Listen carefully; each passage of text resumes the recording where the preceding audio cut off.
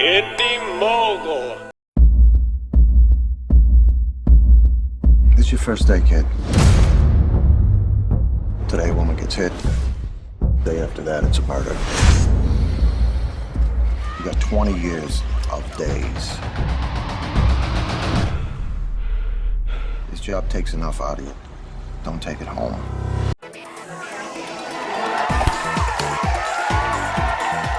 Sometimes you can let the ghetto drag you down, or you can write a screenplay about it. That's what Michael C. Martin did, and this trip to Hollywood began in the unlikeliest of ways. In 2005, Martin was in a car accident that totaled his car. While he had 3 months of physical therapy ahead of him for a back injury, Martin knew he needed to find a way to buy a new car.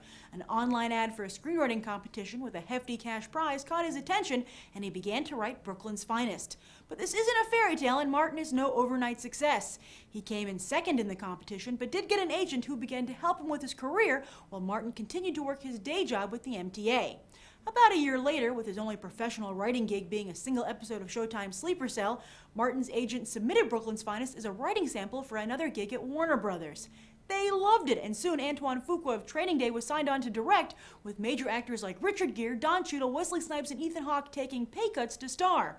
However, despite Warner Brothers gushing about the film in the New York Times in 2008, it eventually ended up back on the market and landed at newbie distributor Overture Films, a division of Starz Entertainment. Good thing Martin's mom still keeps him grounded, telling him he can always become a paralegal. That's right, Mrs. Martin. Dream big, but keep it real. So we here at Beyond the Trailer have been getting a lot of positive feedback about including our own reviews of a movie in with that of the audience. So we're going to do that today for Brooklyn's Finest. After the break, find out what audiences and we thought of the movie. This is BFX. I'm not Eric Beck. You can host your own show, Build your own props. And do a test film. shows. Make your own episode and submit it to be another chance to become the new face of BFX. This is written by somebody from Brooklyn. Do you think that it rang true? Yeah.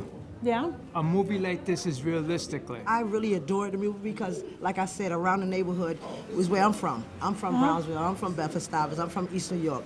So I had the nerve to be around the area when it was filming it. Oh, you did? Yes. It showed quite a lot of crime in New York City, which, according to the newspapers lately, we haven't had that much violent crime, especially murders in New York City. But, you know, poetic license. This is the worst recruitment film ever for the NYPD.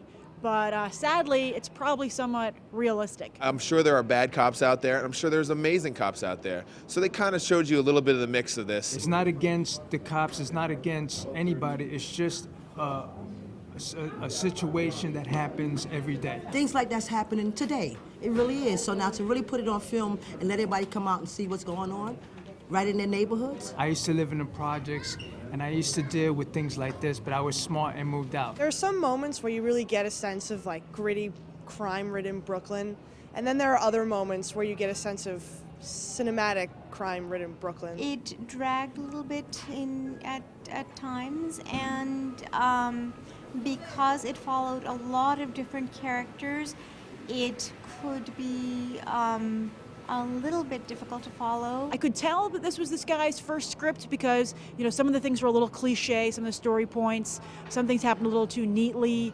Also, a lot of talking. You know, I don't think the screenwriters graduated yet quite to the show don't tell mentality of filmmaking, which I think is always the best because it's a visual medium. What did you think of the different actors in the film? Who do you think did the best job? Oh, you know, I love, oh God, the Spanish guy. I can't even think of his name. The Spanish one, the cop. Oh, Don Cheadle? Don Cheadle. Yeah. I love him. Don Cheadle was awesome. I think he portrayed his character very well, and that inner battle between, you know, being loyal versus doing the job and doing the job as right as he possibly can. Did you buy Richard Gere as a hardened beat cop? Well, you know, he's not hard, he's sensitive. Richard Gere was amazing from the very first scene that he had. I had some problems with him in this movie. I thought he was very poorly cast. He does not read grizzled veteran of the force to me. And also, he had an interesting storyline involving prostitutes. When you think back to Pretty Woman, it is kind of weird. So Richard Gere's the man. Every movie he's in, he gets fellatio for some hot chick. So That's an A+. By far and away, the worst actor in the entire movie was Ellen Barkin. She was so bad, it was embarrassing. And I was sad for women and everybody. I mean, like, it was women police officers were not well represented in this film based on Ellen Barkin's performance. Do you think this is worth seeing in theaters? Or is it a rental? What do you think? No. It's definitely worth seeing in theaters. A rental, for sure.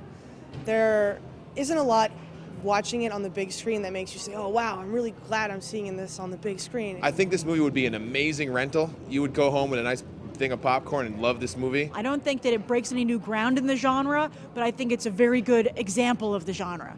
So if you're someone who just really enjoys gritty urban films about the right and wrong of the streets and what's going on there, I think that you would like this movie. I think you would enjoy it. What do you give it on a 1 to 10? I give it a 9. I rated a 10. 7 or an 8? 7. 6.5. 7. So Brooklyn's Finest turns out to be Brooklyn's Medium, as audiences give the movie a 7.5.